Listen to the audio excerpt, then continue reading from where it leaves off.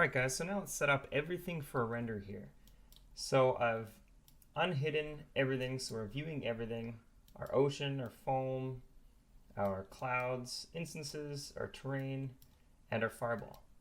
And in the terrain I've made sure that we've enabled our displacement again.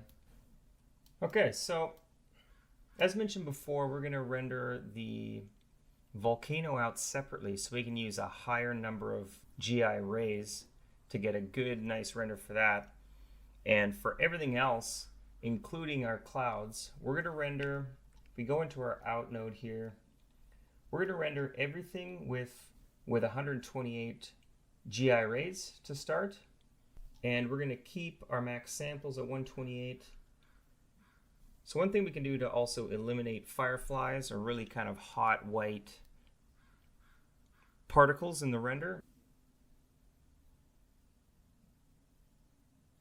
Okay, so let's also set up our AOVs. So let's make a few AOVs here. So let's add in our diffuse lighting. Let's also add in specular and reflections, refractions, and let's see, let's add in volume lighting. We'll get that in our clouds.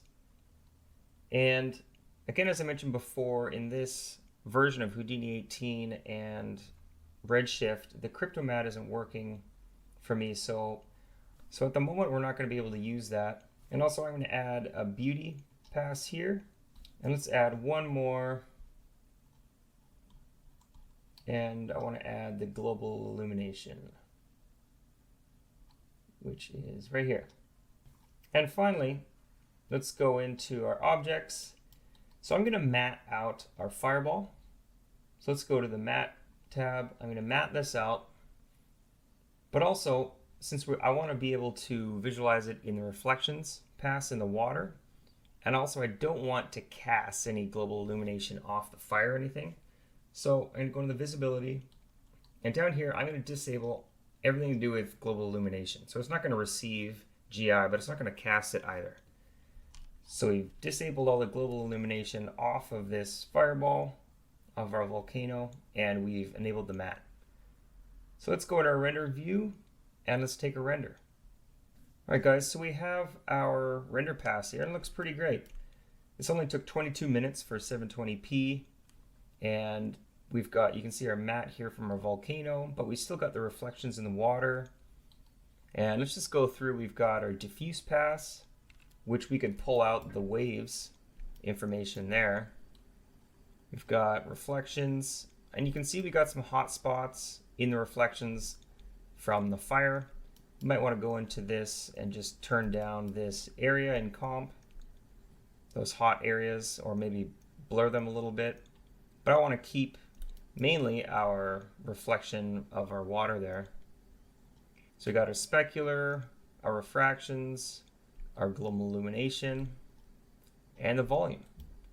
And you can see also we've got some pixels in the volume here that we might need a slightly higher sampling, but this is pretty good considering we're rendering everything in 22 minutes. So we can increase the overall quality of the render.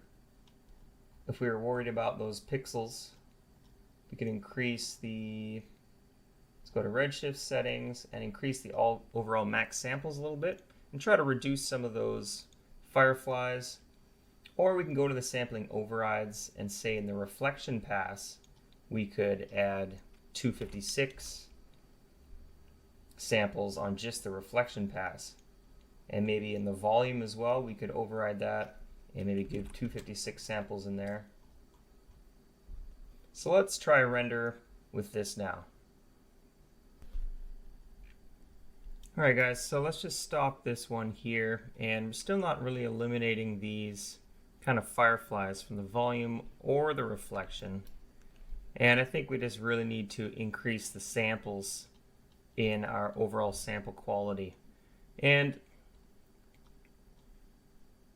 I want to keep it relatively quick, so I think I better render with a sample quality of 128 and I'm going to try to remove some of the hot spots in comp, because I'm going to need to render out this image plus the volcano itself, the volcano pyro.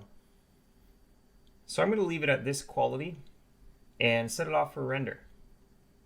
So one thing, I just want to kind of rotate down my, you can see we've got this black line across the horizon. So under our dome light, I just want to rotate this down just a touch more. There we go. So eliminate that black line. So get some render settings that you like based on the time that you have to render, and find a sample amount that you like. And when you're all ready, we're going to set this off for render. So we're going to go to our out node here, and in our main, I'm going to render out our camera.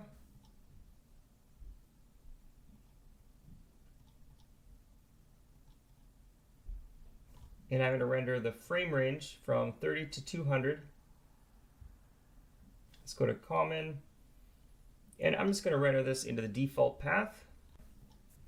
And finally, guys, one last thing is I'm actually going to turn off the visibility of the atmosphere for my first render here and render that separately, as it's going to quicken render times even further, and I don't want to have to cast global illumination all throughout that volume, because that's going to increase render times a little bit. So again, this is just a decision you're going to have to make.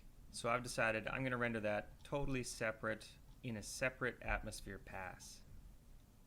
So when you're ready, let's click render to disk.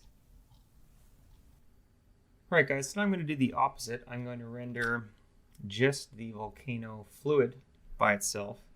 And we can turn off the visibility of everything except for the mountain. I'm just going to use the mountain as a holdout.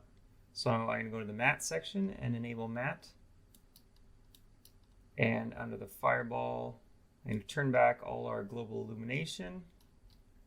And I'm going to disable the matte there. So now we got our fireball casting and receiving global illumination.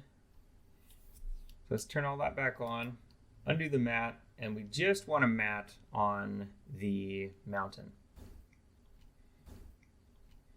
Also in our light dome, let's turn off the background so we're not rendering the background. And now let's go into our out, and in our out node, I'm going to keep the samples as they are, but in our global illumination, I'm going to increase my samples to 8192. And let's go into our AOVs. I'm going to disable everything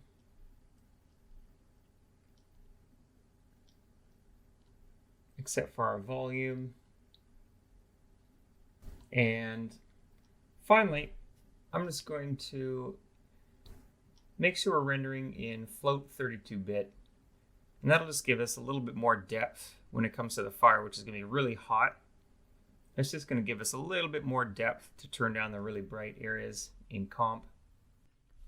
And just before I set this off, here's my final ramp for my pyro shader. And I've just found these areas in the flames and given them some different colors to try to get some more detail.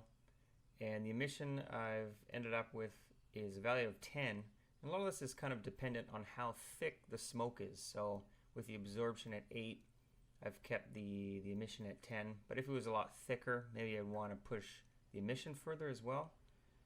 And I've kept everything else fairly simple. And I'm going to render this out.